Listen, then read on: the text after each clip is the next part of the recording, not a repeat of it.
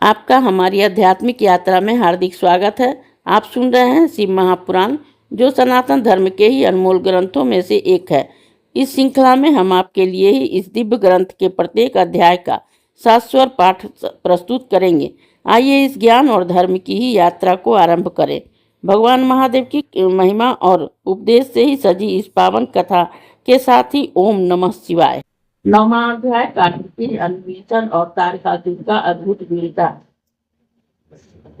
ब्रह्मा जी बोले कि हे नारद, जब मैंने इस प्रकार से तारक के युद्ध करते देखा तो कुमार के पास जाकर बोला कि मैंने तारक को वर दिया है कि जिससे वह विष्णु आदि किसी के मारने से नहीं मरेगा, अतः आप इससे युद्ध कीजिए, क्योंकि हे पार्वती पुत्र, यह आपके सिवा और किसी से मारे नहीं मर सकता है। मैं आपसे जैसा कहता हूँ वैसा ही कीजिए। आप इसे मारने के लिए शीघ्र ही तैयार हो जाइए। हे महावीर, बेटा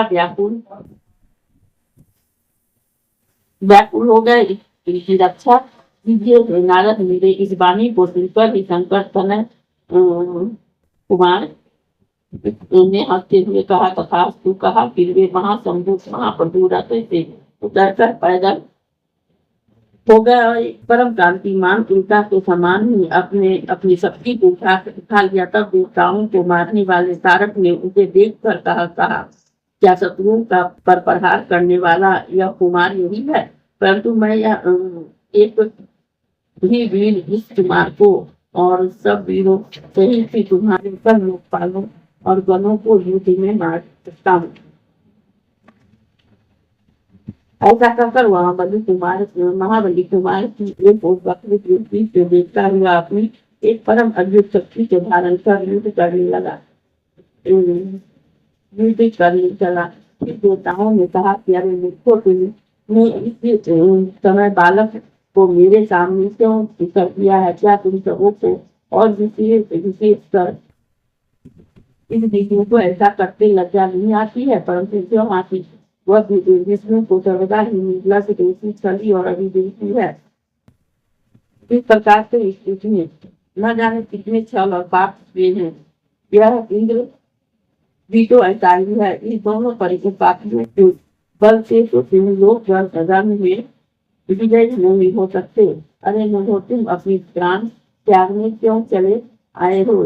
ये दोनों तो बड़े ही स्वार्थी हैं। धर्म के जाने बिना ही सब कृत्य विफल हो जाते हैं। दोनों तो बड़े ही झूठ है। देखो ना, इन्होंने इस बालक को मेरे सामने कर दिया है। अब मैं इस बालक को मारूंगा तो उसका पाप इन्हीं दोनों को लगेगा। किंतु हे बालक, तो अपने प्राण बचाने चाहिए। भाग गया, मैं तुझे नहीं मारूंगा। विष्णु की इस मीरा जो तारक का क्षीण हो गया। इस समय इंद्र ने अपना वजन चलाकर उस पर प्रहार दिया। तभी पृथ्वी पर गिर पड़ा, परंतु दक्षिण विरोध से खड़ा हुआ और इरावत पर चढ़े हुए इंद्र ने अपनी शक्ति के प्रहार से धाराप्रवाही बना दिया। इंद्र के गिर जाने से देवताओं ने हाहाकार मच गया। तारक ने उस गिरे हुए इंद्र को अपने पैर से प्रचारित किया। इससे भी उसका धर्म छीन गया। यह देखकर ही विष्णु जी ने उस पर अपना चक्र चला दिया। विष्णु के चक्र से तारित कर धाराशाही बना दिया। परंतु वह शीघ्र ही पड़ा और अपनी प्रचंड शक्ति से विष्णु जी को मारा तो वे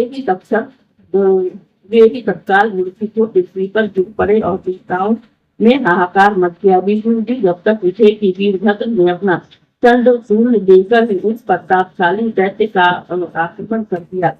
ये लगने से ही तारकासुर भूमि पर गिर पड़ा, किंतु तक्षण ही रुक गया। उसने अपनी शक्ति चला वीरभद्र को ही धाराशाही कर दिया। वीरभद्र ने आ गई। देवता हाहाकार करने लगे। तारकासुर महाकाल के समान चमकने लगा।